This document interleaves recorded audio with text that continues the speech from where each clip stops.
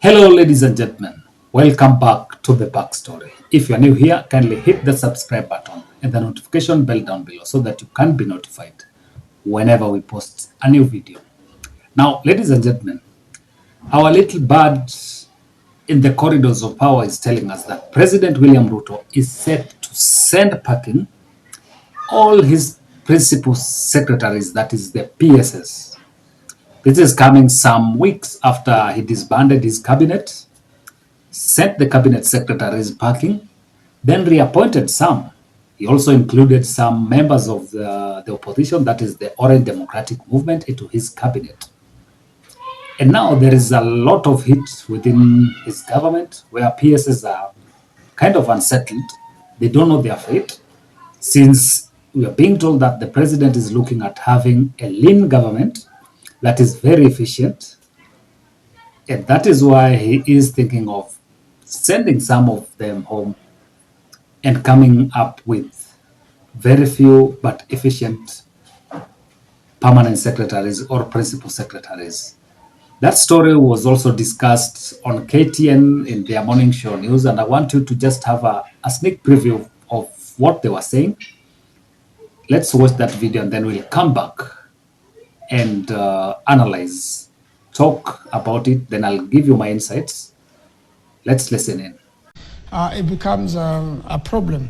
Therefore, one of the biggest problems in the country has been the permanent secretaries. It is not even with the CSS. And the permanent secretaries are the ones who account, they are the ones who implement, they are the ones who make sure that what money has been assigned for, that particular issue has been dealt with. And therefore, our permanent secretary is very important in the civil service. It's very important for the ministries. It's very important for the nation. We have ended up with many incompetent principal secretaries in the government, although they are vetted through parliament. When they begin implementing their duties, when you call them back to parliament to come and account, you find, or when you call them to come and assess the works they've done, you find quite a number of them incompetent, not aware what they're supposed to be doing. A lot of them are also under the directive of the president and their CSS. And in fact, a lot of corruption committed in the country can only be accounted by the principal secretaries. They are the ones who deal with the monies which have been accounted to the ministries for development. If it is the Minister of Roads, the permanent secretary should really be an expert of roads. If it is administration, the permanent secretary should be, an expert of that particular area. If it is in security, interior, the permanent secretary there should be somebody who has grown in the administration. Maybe was one time a DO or a DC or a commissioner or regional commissioner, so that now they understand security. How was it with the... So it used to be one permanent secretary per ministry. It was never several permanent secretaries. The others will become administrative, secretaries, but there will be only one accounting officer. And therefore, the implementation of the new constitution has posed a challenge, and it is one of the things we should streamline through an act of parliament. Now, ladies and gentlemen, that story has also been captured on the Star newspaper, that is today's Star newspaper, whereby they're talking about the president. They're saying that President William Ruto to slash PS slots and appoint Raila allies. So for them, they've brought in a new twist to the story, whereby just like President William Ruto brought in Raila allies by giving them cabinet slots, he's also thinking of slashing the PS slots, but the twist is trying to bring in Raila's allies so that he can still appease the opposition or appease Raila for coming in to stabilize his government. And in the Star newspaper, they're talking about that the head of state, that's that I talked about, wants a lean, efficient government as demanded by the protesters. So the driving force here is the Gen Z's protests, whereby the Gen Z's talked about having an efficient government that is able to deliver services. Now, ladies and gentlemen, I like the fact that President William Ruto is talking about coming up with a very lean list of permanent secretaries. Because remember, when former President Uhuru Kenyatta came up with a list of principal secretary or permanent secretaries, they were like around 21 or 20 something. But when President William Ruto came into power, he named 49 permanent secretaries. 49 permanent secretaries. And these permanent secretaries, have offices, and they are also their budgets, salaries, allowances, fuel for their guzzlers and all that are financed by the government. So you expected like creation of these departments or state departments would create a situation whereby we have efficiency in service delivery and management of public service or services offered by the government. But that is not what we are experiencing right now.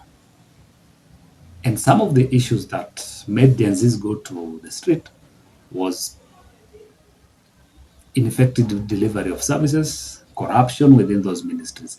Remember, PSs are the accounting officers, and they're in charge of the day-to-day running of their ministries. So whatever corruption that is going on in those ministries, they are liable and they are accountable.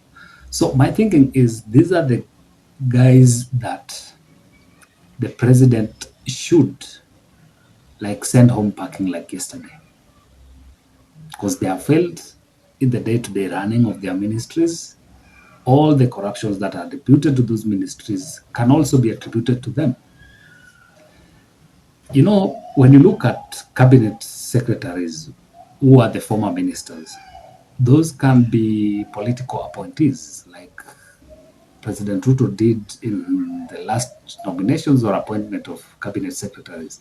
These can be politicians. They are not supposed to, okay, according to the law, they're supposed to be technocrats. But, you know, politics, governance entails politics as well. So sometimes politicians do give opportunities to their friends or political friends or whoever supported them, like President Ruto gave to the likes of Duale. So they might not have like knowledge, or they might not be professionals in areas which they are appointed. But I would expect the president to now get professional PSs who are aligned to those ministries. Like let's take, for example, if we are to get the Ministry of Communication, ICT and all that, you need to get a PS who has knowledge in matters IT, matters communication, so that in the day-to-day running of those ministries, they are able to give out professional advice. In their day-to-day running of those ministries, they are able to make professional decisions that will affect or will improve services in those ministries. These guys, these PSs are also, they also help in coming up with policies that are going to govern those ministries. So when the president is going to come up with these PSs or going to appoint them, he needs to look at their professional background. Let him give us guys who are going to run these ministries in professional way. Then secondly, he needs to cut down on the number from 49 to around 21. Let's have a lean and efficient kind of ministries. You know, look at some of the ministries here. If you think I'm lying, we have state departments that have a list of how many. Let me just check it. Let's take, for example, the Interior and National Administration. We have 3 PSs in that ministry, whereby we have Internal Security and National Administration has a PS. We have Correctional Services has a PS. Then Citizen Services also has a PS. All these can be handled by one cabinet, one permanent secretary.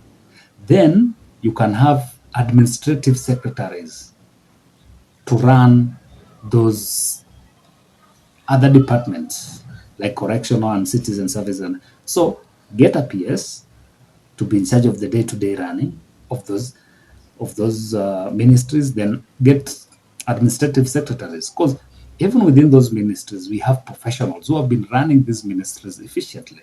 We have undersecretaries, we have like directors of those ministries. Those are professional guys who understand the ministries in and out. They understand the policies that are governing those ministries. So you'd only want someone who will like coordinate. And I think one person can do that if you get professionals. Then secondly, go to the National Treasury and Economic Planning. We have the PS for Finance and PS for Economic Planning. Get one, then do the same. Get administrative secretaries who are also professionals. So if the president is looking at efficiency, then that is what he should do. That is the piece of advice that I can give. That is what he needs to do. Instead of having so many people. And mind you, the Kenya Kwanza regime wanted to come up with other posts within the same ministries. I thought it was called CS positions. What were they going to do? What were they going to do? It's like we're still building, or we are still increasing our wage bill instead of working on ways in which we can cut down on our expenditures.